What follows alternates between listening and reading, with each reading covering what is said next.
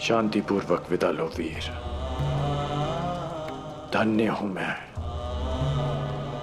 कि मेरा कहीं ना कहीं तुमसे रक्त संबंध है।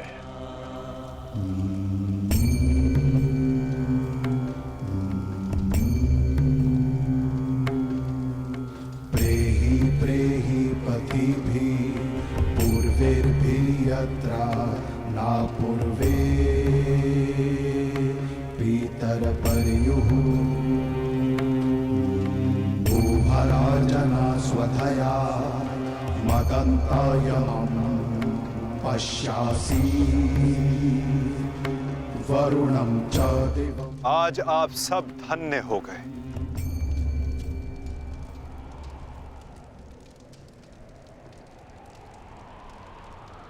शूरवीर अभिमन्यु के नाम से इतिहास में सदा आप सबका नाम भी स्मरण किया जाएगा।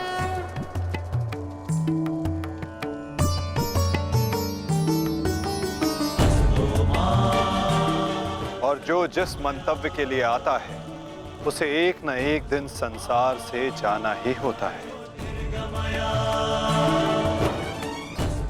और जो जिस मंतव्य से आता है वो उसे पूर्ण करके अपने गंतव्य तक पहुंचकर अपनी जीवन यात्रा सफल बनाता है। अभिमन्यु की मृत्यु नहीं हुई है पार्थ, अभिमन्यु मुक्त हुआ है विजय के साथ, शौर्य के साथ।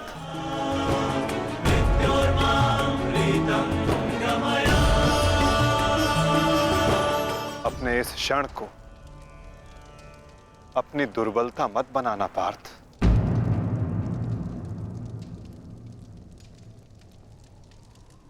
अपनी शक्ति बनाना।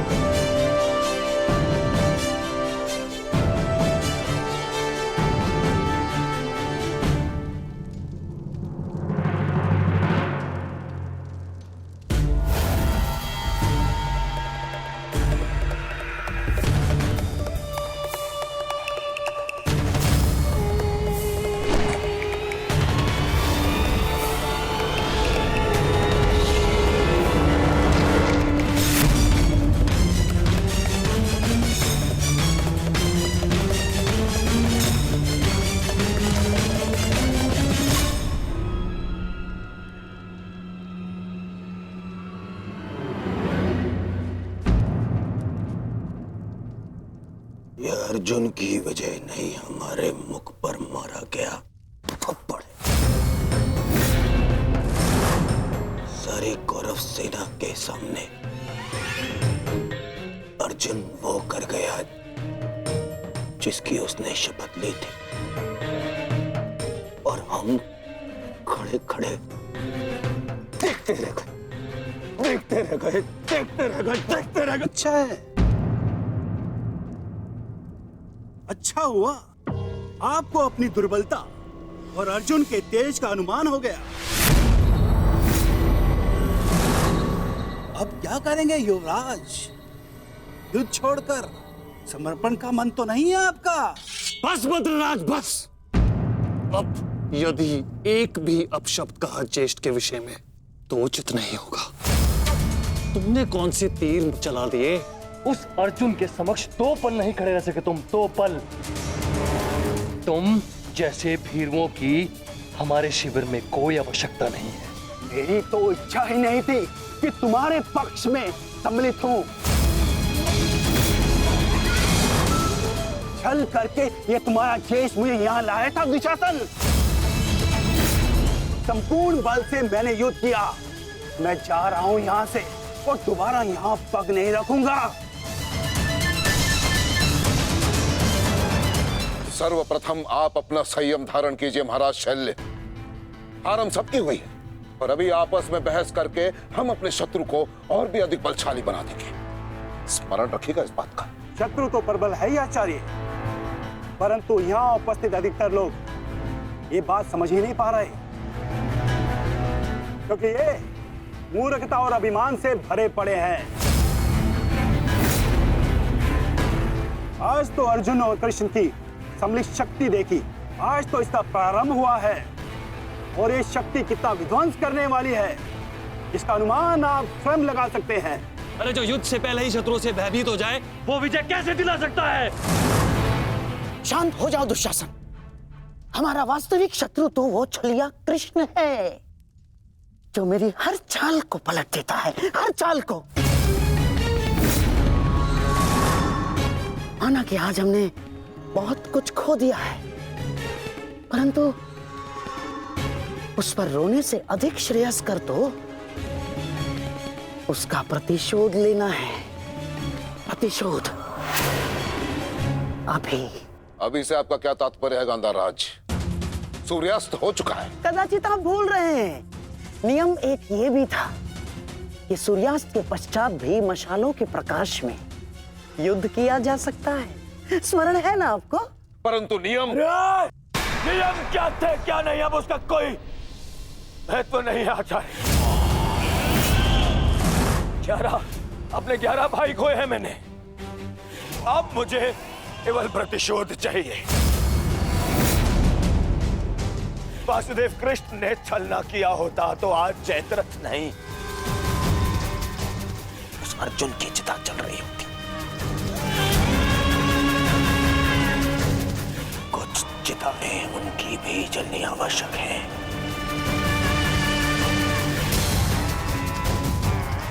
हम अभी आक्रमण करेंगे।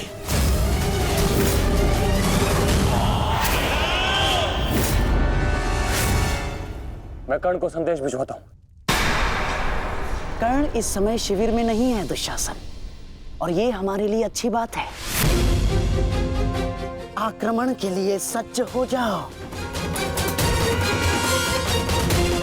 पांडु पुत्रों, मैं आ रहा हूं।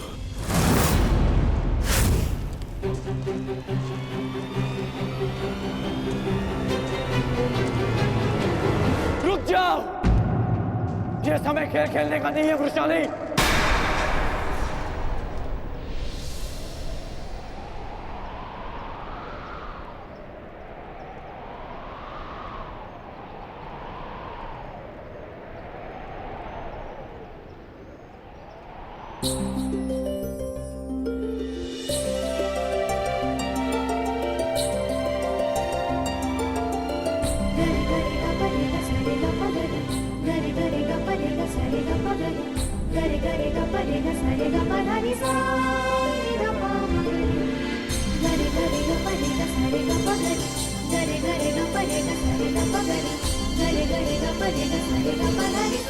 तुम जानते थे कि ये मैं हूँ?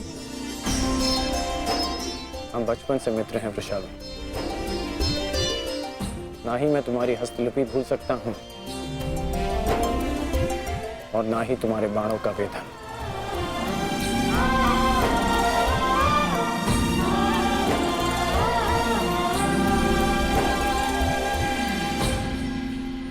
तुम्हारे बाण अधिक तीव्र हो गए हैं, तुम्हारा लक्ष्य वेद अधिक सटीक हो गया है, परंतु तुम्हारी हस्तलिपि में कोई सुधार नहीं। बदले तो तुम भी नहीं हो कर्ण। मुस्कुराना तुमने अब भी नहीं सीखा।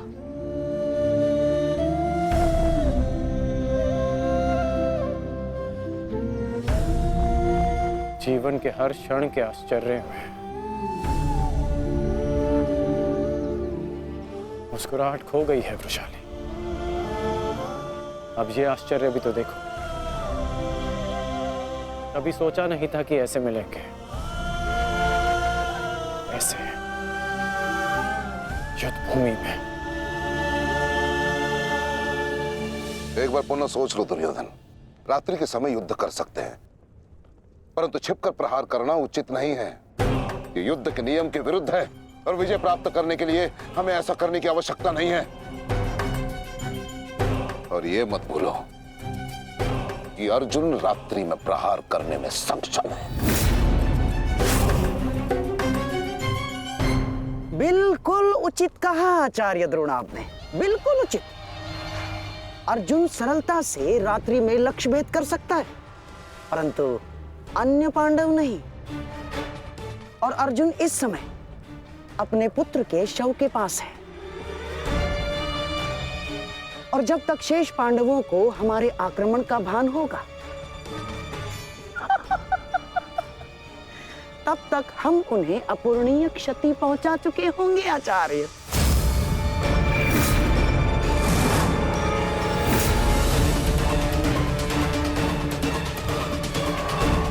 आक्रमण के लिए सज्ज हो जाओ, और स्मरण रहे मेरे आदेश के पालन से पूर्व लौटना नहीं है। लौटना नहीं है, समझ गए?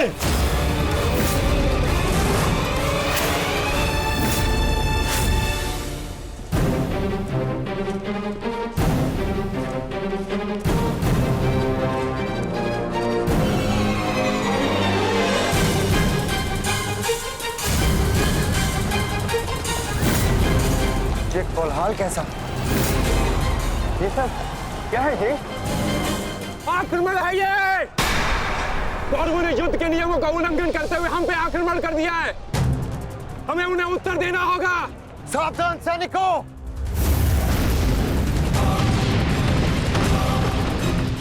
उत्तरा, सहायता, द्रौपदी, मातश्री, अर्जुन, तुम वहीं रुको।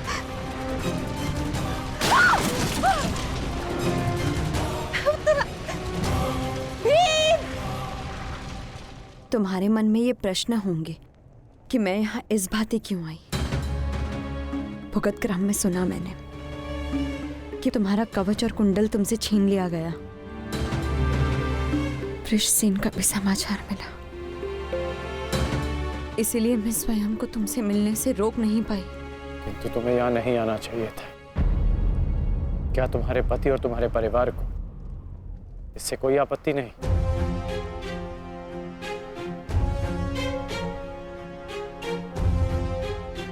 विवाह नहीं किया मैंने।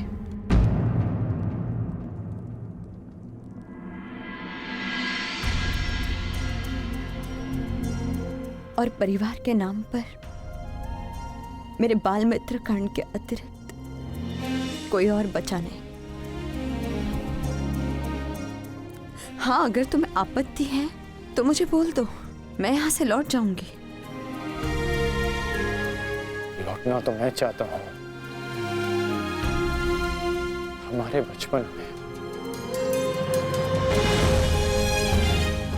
स्मरण है तुम्हें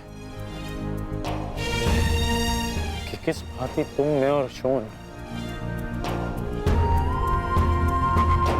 साथ में समय व्यतीत करते थे।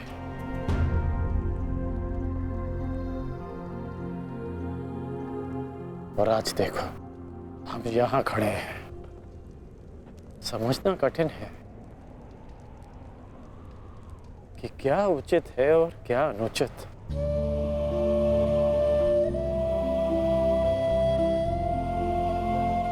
तुम्हारे अंदर ये प्रश्न आता देख मुझे आश्चर्य होता है कर्ण।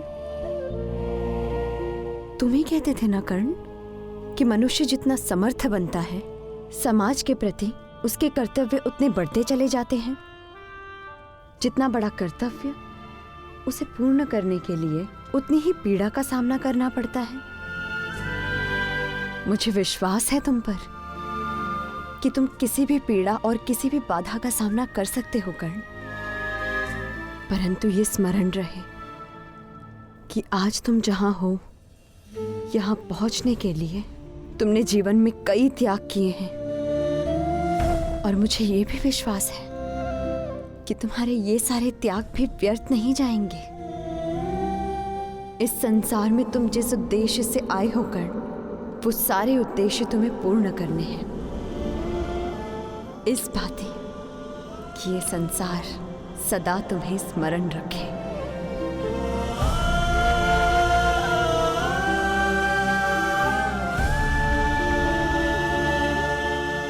राजगुण, कहाँ है आप? अंगराज!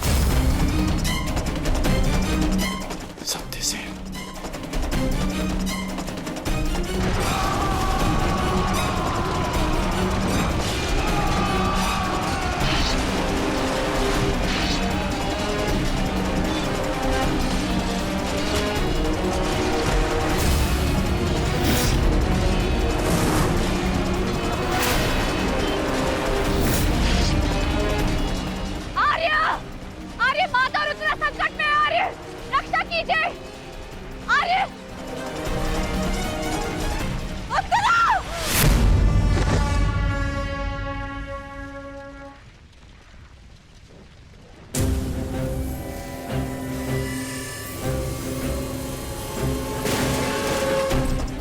माताश्री, चलिए।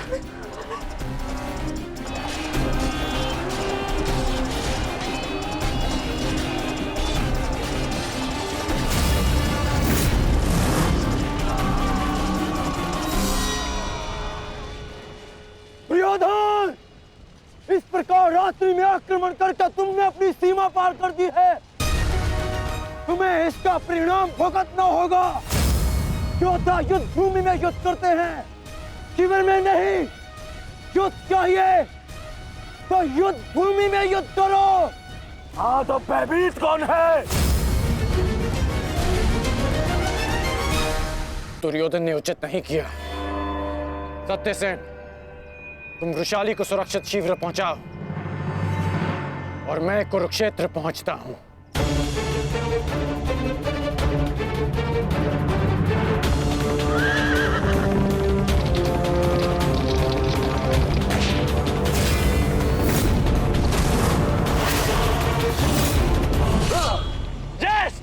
इस प्रकार अचानक आक्रमण से हमारे सैनिकों को क्षति पहुंची है।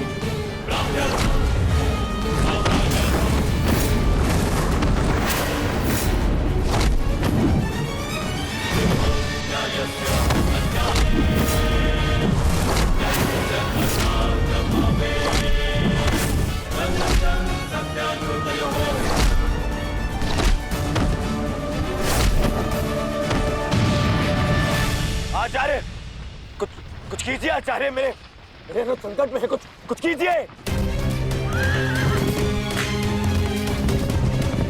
आचार्य क्या करेंगे दुर्योधन? करना तो अब मुझे है। रात्रि का समय माया युद्ध का होता है और इसी क्षण के लिए मैंने एक गुप्त अस्त्र छुपा कर रखा था।